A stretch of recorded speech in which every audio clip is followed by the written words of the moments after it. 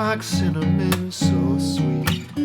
Little girls double dutch on the concrete. Maybe sometimes we got it wrong, but it's alright. The more things seem to change, the more they stay the same. Don't you hesitate, girl, put your records on. Tell me your favorite song. Just go ahead, let your head down. Sapphire faded jeans, I hope you get your dreams. Just go ahead, let your head down. You're gonna find yourself somewhere, somehow.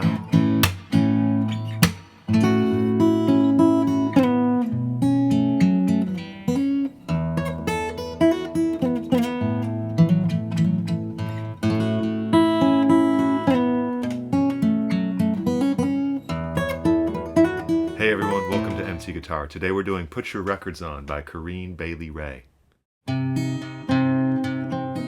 this is from her self-titled debut album in 2006. Huge hit. Really a nice time of the year to play this song. It's a very summer type of song. Relaxed vibe on the guitar part. Great for fingerstyle.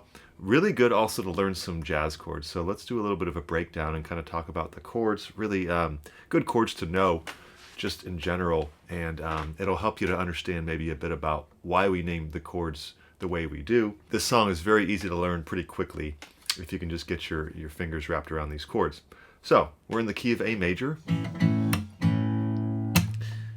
Here's a B7 over F sharp, actually a B9 to be honest. So here's like a B9, all right, not too difficult to play. 2 1 2 2 there. Okay, here's like a B7 or a B7. Right here is another one. This is a common B7 with the pinky there. If you move that pinky from the first string to the second string, there's the ninth note. That's the C sharp. So now you just move your middle finger to the F sharp bass, sixth string, right? And you have B9 over F sharp. Complicated chord name, but not too complicated to play, right? So second inversion B9, but as you can see, it's just right there. Okay. Now when we go to this chord, here's an E13, all right? So again, let's start with what we know. We started with a B7 and got this B9 over F sharp just by moving a couple fingers around. Well, if we know that, say, okay, let's cover the chords we know. Here's an E7 bar chord, that's great.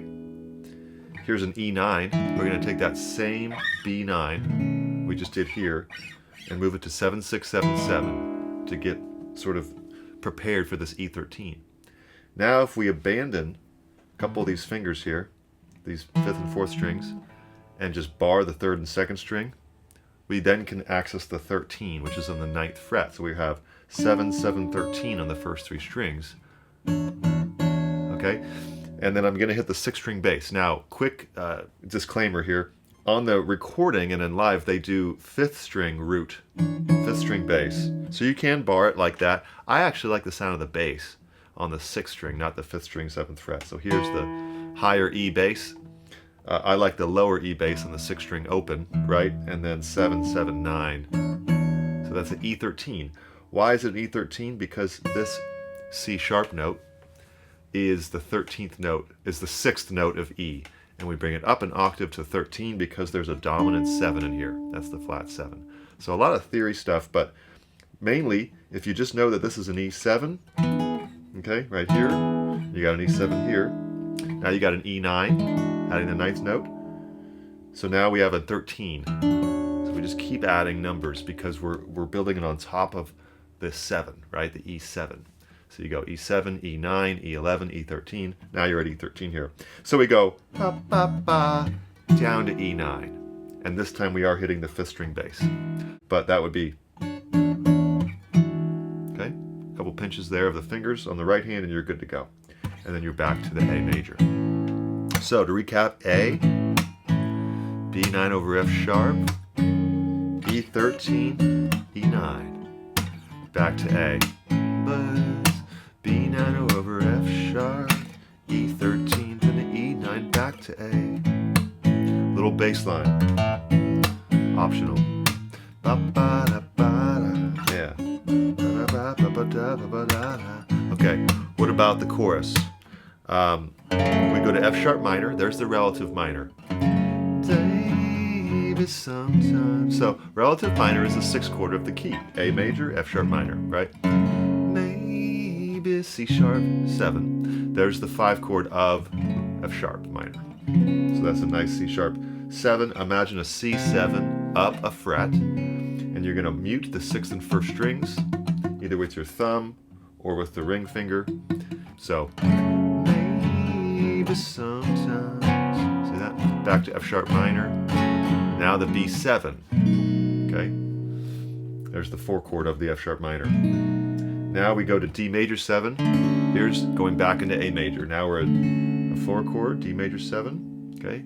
D minor major 7. If you just take that third, which is the F sharp, and flat it, or take that third and flat it to the flat 3, however you want to think of it, you get a minor chord. And we're going to keep the major 7 there. So it's a minor major 7. Don't see it a lot in songs, but really a pretty chord.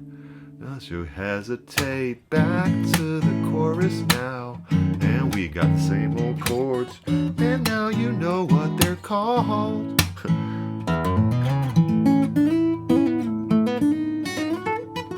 Okay.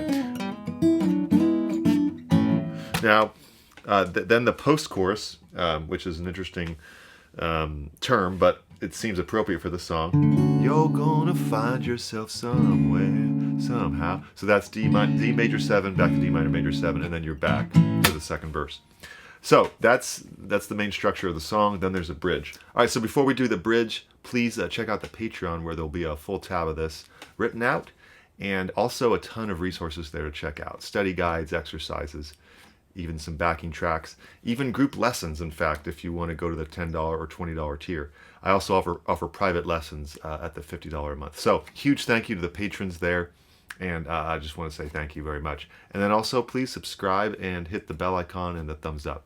All right, so here on the bridge, we have B minor, F sharp minor, B minor, C major 7, B minor, D6. Okay, so now I'm going to bar the whole first 4 strings. That leads us into the verse. So I think that does it, because really that's the song. I'm going to do pinch for the verse, meaning thumb and 3 fingers on the right hand, and then kind of mute the strings. Don't even slap it, just very lightly. And then same thing for all the chords right here. Pinch, pinch, pinch, right? A little bit of an anticipation on the E, so you can do a quick anticipation, and then pinch, pinch, pinch, back to A. Pinch, pinch, pinch. Here comes the anticipation, and then pinch, pinch, pinch. Okay, and then when we get to the pre-chorus, we're going to start strumming. Same thing with the, with all the chords here. But then we go back to, this for the chorus. So you're alternating between pinching and strumming. Enjoy this on a nice summer day, and just sit there with the guitar and enjoy this beautiful song. If you want some bonus points here, go check out the melody. And notice that it's all major pentatonic. I have some videos on major pentatonic and how it's an overlooked scale. You can find that in my music theory playlist or on Patreon on music theory there. But this melody is all major pentatonic.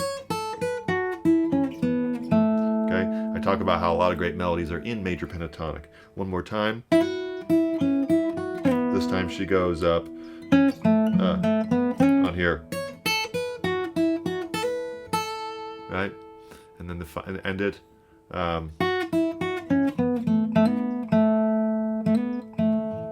So that's all major pentatonic, using the sort of the G shape here and the E shape, and even a little bit of the D shape way up here. Three positions of the major pentatonic, with a vocal melody that's just really catchy and nice. There you go. I think that does it. Go ahead and subscribe once again, and I appreciate your support. We'll see you next time. Thanks.